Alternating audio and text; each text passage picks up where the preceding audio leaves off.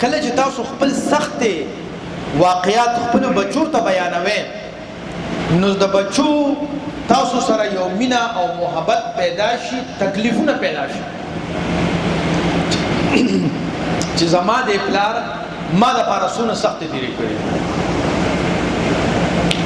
ما ته خپل نکاح زما د پلار قصې کولې او خپل قصې به کولې، نن ما ته ټول قصې یاد دي او د هغه پلار احترام زما په ذهن کې ډېر زیات دی. زما پلار به غیارې بلا، زما پلار ګوټ کړی دی،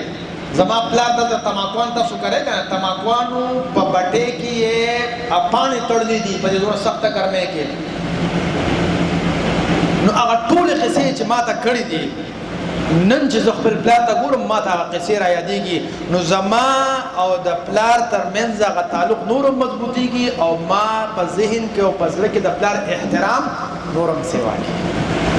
نو که مونږ خپل بچو ته خپل سختې قصې بیان نه کړو نو بس ماشومان خو نن سبا په هر کور کې ماشاءالله سهولتونه ډېر دي، نو هغه به وایي زما د پلار هم سمې مزې کړې وي، نو نور هغه به نخرې او فضول خرچانې به کوي او اس قسمه ادب او احترام د پلار سره به نه پیدا کېږي. نو یو په څلورمه ورځ به تاسو خپل قصې بیانوئ چې بچې ما دا سختې کړې، بچې ما دا سختې کړې. پرون زه خپل تره سره میلاو شوم، بهر ناستو پکوړو نوکرم دی خو سیکنډ ټایم کې د پکوړو کرې شپږ بجې لګي، پکوړو کبان پخوي، اور ته ناستو، اور ته او خولې ته روانې وې او کور ته چې لاړم هلته اے سي لګېدلی او بار هغه اور ته ناستو. دا د چا دپاره ناستو؟ اوس خو د ده نوسې راشي چې مزیدي او چرچي دي او د نیکه د واقعاتو ته بیان نه وي، هغه به د نیکه سره د ادب او د احترام تعلق پیدا شي. نو څلورم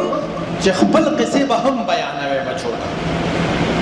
پنځم د دې دا فایده ده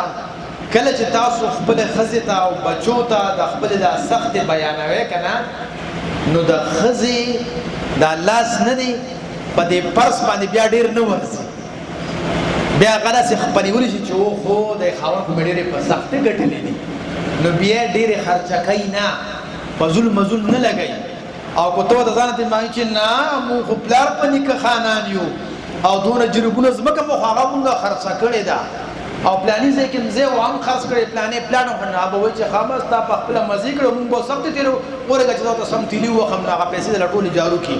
نو بیا ټول د کلۍ پړق ته ناست شي.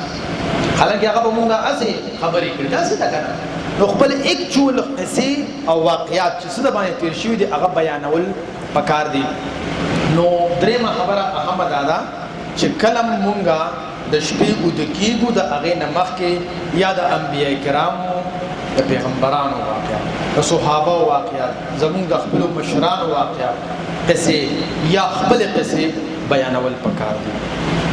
دې سره به زمونږه په اولاد کې لاشعوري طور باندې تربیت کېږي. که تاسو غواړئ او که تاسو نه غواړئ ستاسو د ښځو د بچو به تربیت کېږي. اوس تاسو راته ووایئ چې مونږ دا قصه بیان کړو زمونږ ماشومان او ښځه به دې نه ښه اثر اخلي که نو تربیت به کېږي او بغیر څه وخت لوټه کولو، بغیر څه نصیحت کولو، بغیر د دې نه چې تاسو دې نه عبرت واخلئ.